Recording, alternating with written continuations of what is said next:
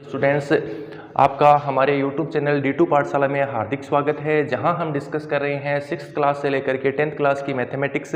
और हमने कल जो सीरीज स्टार्ट की थी क्लास 9th का पहला चैप्टर जो संख्या पद्धति था, उसी को आगे कंटिन्यू कर रहे हैं। क्वेश्चन हमने 3 कर लिया था, आज चौथा क्वेश्चन हम डिस्कस करने जा रहे हैं। नंबर 4 हम डिस्कस करने वाले हैं। क्वेश्चन 4 हमें दे रखा है 0.999 को एंड शून को P/Q के रूप में व्यक्त कीजिए। इसी प्रकार का जो पिछला क्वेश्चन था, हमने तीसरा क्वेश्चन सोल्व किया था, उसमें भी ये चीजें दे रखी थी। उसमें कुछ इस तरह से इसी क्वेश्चन को इस तरह से लिखा गया था, 0.9 के ऊपर बार को P/Q के रूप में व्यक्त कीजिए। 0.9 के ऊपर बार का मतलब है ये जो 9 अपने पास दे रखा है, इसकी बार बार क्या हो रही है, आवर्ती हो रही है, बार बार ये अनंत तक लिखा जा रहा है।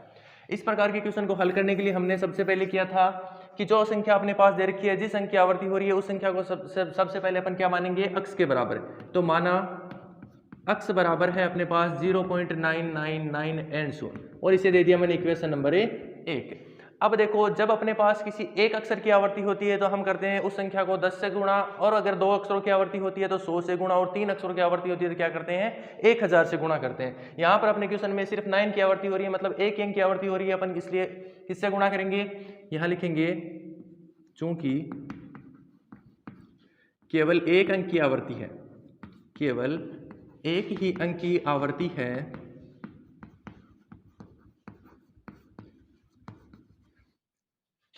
इसलिए समीकरण 1 को 10 से गुणा करने पर,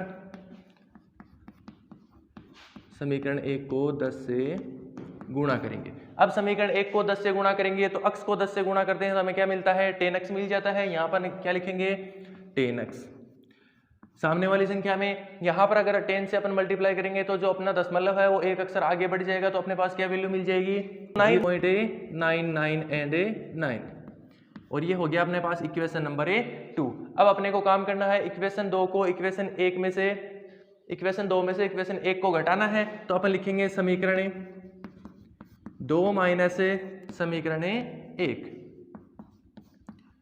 समीकरण 2 में से समीकरण 1 घटाना है, 10 अक्स में से क्या घटाना है, अक्स घटेगा, लिख देंगे 10 अक्स माइनस अक्स बराबर सामने वाली वैल्यू अपने पास है 9.999, इसमें से क्या घटाना है, 0.999 घटाना है।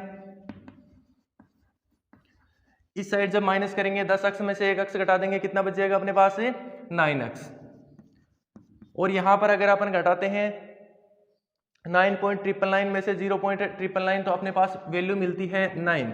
अब हमें मान चाहिए अक्स का मान निकालने के लिए अपन क्या करेंगे, यहां पर जो 9 दे रखा है, इस 9 का क्या कर देंगे, इस साइड में पक्षांतरण कर देंगे। तो अपन लिखेंगे अक्स बराबर 9/9, ये कैंसिल आउट हो गया, अक्स का मान आ गया अपने पास 1। अक्स बराबर 1 आया है तो अक्स के बराबर अपन ने किसको माना था, 0.99 को माना था। यहां पर अक्स की वैल्यू पुटअप करेंगे तो वैल्यू प्राप्त होती है 0.99 एंड शून्य बराबर 1। मतलब ये वैल्यू जो है वो लगभग में किसके बराबर होगी, 1 के बराबर होगी।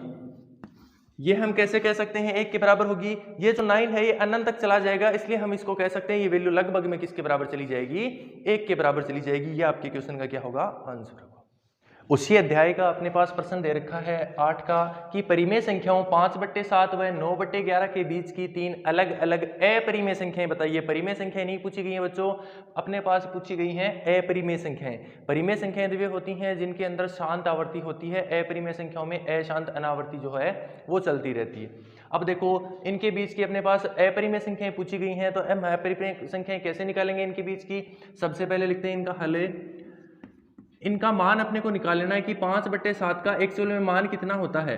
5/7 का जो मान, अब जब अपन डिवाइड करेंगे 5 को 7 से, तब अपने पास वैल्यू प्राप्त होगी 0.7142885, और इनके ऊपर बार, मतलब इसके बाद वापस से यहीं से स्टार्ट हो जाएगा, 7 आएगा, उसके बाद 1 आएगा, 4 आएगा, या फिर ऐसे लिख लो इसको 7142885, इसी तरह से ये क्या होगा, चलता जाएगा। इसलिए मैंने इसको क्या लिख दिया, 5/7 की जो वैल्यू है मैं इसको यही लिख रहा हूँ 0.7142885, और इसके ऊपर बार। जब मैंने 5 को डिवाइड किया 7 से तो मेरे पास ये वैल्यू प्राप्त हो गई। इसी तरह से अपने पास दूसरी संख्या दे रखी है 9/11, तो मैं इस 9/11 का मान लिख लूंगा। यहाँ पर 9/11 का मान आपके पास होता है 0.81 के ऊपर बार। ये दो मान अपने पास आ गए, मतलब ये परिमेय संख्याएं थी आपकी 5/7 और 9/11।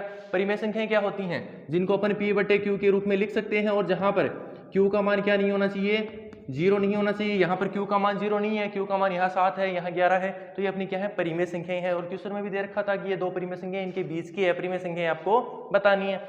अब अपने पास वैल्यू इनकी तो आ गई परिमेय संख्याओं की। अब पूछा गया अपने से बीच की 3 अपरिमेय संख्याएं, तो अपरिमेय संख्याओं के लिए इनके बीच की अपने पास संख्या चाहिए, तो अपने पास बड़ी तो संख्या होनी चाहिए 0.71 से, और छोटी होनी चाहिए 0.81 से। इन दोनों के मीडियम की संख्या अपने को चाहिए। तो अब अपन लिख सकते हैं 0.714285, इससे बड़ी संख्या चाहिए, और इसके अंदर आवर्ती भी नहीं होनी चाहिए। अपरिमेय संख्या जब बता रहे हैं तो इसके अंदर आवर्ती भी नहीं होनी चाहिए। इससे बड़ी संख्या मैं क्या लिख सकता हूँ, 0.720720, इसी तरह से चलती जाएगी। किसी भी संख्या की आवर्ती नहीं हो रही, देखना। अब आपको लगेगा कि ये 720 की आवर्ती होगी, पर देखो बच्चे इसमें बाद में 1 0 आ रहा है, उसके बाद आप देखोगे यहाँ पर 3 0 चले जा रहे हैं, ठीक है। इसी तरह से अगली संख्या हम लेंगे तो 0.732514 इस तरह से कोई भी संख्या लिख सकते हो। इसी तरह से तीसरी संख्या हम लिख देंगे 0.8001003200। ये आपकी क्या हो जाएंगी, 5/7 व 9/11 के बीच की 3 अलग अलग अपरिमेय संख्याएं हो जाएंगी। क्वेश्चन नंबर 9 है, उसमें हमें बता रखा है कि निम्न संख्याओं को परिमेय व अपरिमेय संख्याओं को अलग अलग कीजिए, या निम्न को परिमेय संख्या अपरिमेय संख्याओं में बांटिए। बताना है आपको कि इनमें से कौन सी संख्या परिमेय संख्या है और कौन सी संख्या अपरिमेय संख्या है। सबसे पहले पहली संख्या दे रखी है √23। अब देखो अपरिमेय संख्याओं के कुछ रूल होते हैं कि कोई भी संख्या जो पूर्ण वर्ग संख्या नहीं होती वो हमेशा एक अपरिमेय संख्या होती हैं, और अगर कोई संख्या पूर्ण वर्ग संख्या होती है तो वो संख्या कौन सी चली जाती है, आपकी परिमेय संख्याएं चली जाती हैं। उसके अलावा किसी संख्या को अगर आप भाग देके देखते हो, जैसे P/Q में दे रखी है, और उसको भाग देके देखते हो, उसमें शांत दशमलव प्रसार आ जाता है। मतलब किसी संख्या का भाग दे रहे हो, भाग देने के बाद आपके पास मान लो कोई भी वैल्यू आ गई, 1 4 7 आ गई, पॉइंट में 2 आ गया, उसके आगे भाग पूरा चला गया, तो ये संख्याएं आपकी कौन सी हो जाएंगी, परिमेय संख्याएं हो जाएंगी। और अगर ये भाग लगातार चला जा रहा है और कोई भी आवर्ती भी नहीं हो रही, ऐसे ही अनेक संख्याएं प्राप्त होती जा रही हैं, तो आप इसको क्या लिखोगे, अशांत अनावर्ती संख्याएं क्या होती हैं, आपकी अपरिमेय संख्याएं होती हैं। इन्हीं कुछ रूल के ऊपर आधारित ये संख्याएं दे रखी हैं, इनको परिमेय और अपरिमेय संख्याओं के रूप में बांटना हमें है। सबसे पहला देखते हैं √23। हम जानते हैं कि यह एक पूर्ण वर्ग संख्या नहीं है, तो हम लिख सकते हैं यह पूर्ण वर्ग संख्या नहीं है, पूर्ण वर्ग संख्या नहीं है।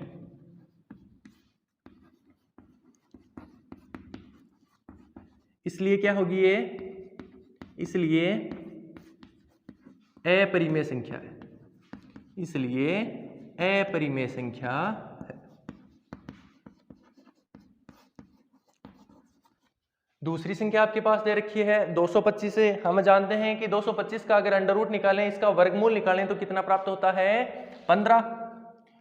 225 का अंडर रूट 15 ही होता है। इसका अंडर रूट निकालने के लिए आप जानते हैं अभाज्य गुणनखंड विधि, कुछ इस तरह से किया होगा आपने पिछली क्लासों में, ठीक है। तो अगर इसका आप वर्गमूल निकालोगे तो वर्गमूल निकालने के पर आपको प्राप्त होता है 15 का स्क्वायर जो होता है, 15 का जो वर्ग होता है वो 225 के बराबर होता है। यह एक पूर्ण वर्ग संख्या है, इसलिए अपन कह सकते हैं कि अंडर रूट 225 का मान क्या होगा, 15 होगा। तो 15 क्या है, एक परिमेय संख्या है क्या, ये एक परिमेय संख्या हो गया। तो हम कह सकते हैं कि अंडर रूट 225 भी क्या होगी, परिमेय संख्या होगी। तीसरी संख्या अपने पास दे रखी है 0.379 मतलब यहीं तक भाग गया है अगले का, इसके आगे कोई वैल्यू नहीं दे रखी। ये क्या संख्या है, आपका शांत दशमलव प्रसार है। क्या है, शांत दशमलव प्रसार है। शांत दशमलव प्रसार संख्याएं, शांत दशमलव प्रसार वाली संख्याएं कौन सी संख्याएं होती हैं, परिमेय संख्याएं।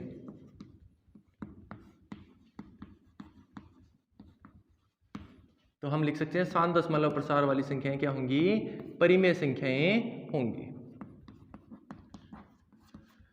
उसके बाद चौथा पॉइंट दे रखा है 7.478478। हम देखेंगे कि 478 की बार बार आवर्ती हो रही है, ठीक है। कुछ इस तरह से प्रश्न दे रखा है, इसमें 478 की बार बार आवर्ती हो रही है। तो आवर्ती वाली संख्याएं कौन सी होती हैं, आपकी परिमेय संख्याएं होती हैं। उसके बाद तीसरा अगला लास्ट प्रश्न दे रखा है अपने पास 1.101001, इसी प्रकार से चलता जा रहा है। इसमें ना तो किसी संख्या की आवर्ती हो रही है जबकि आगे तक चला जा रहा है, इसलिए हम कह सकते हैं अशांत अनावर्ती संख्या। क्या है ये? अशांत अनावर्ती संख्या।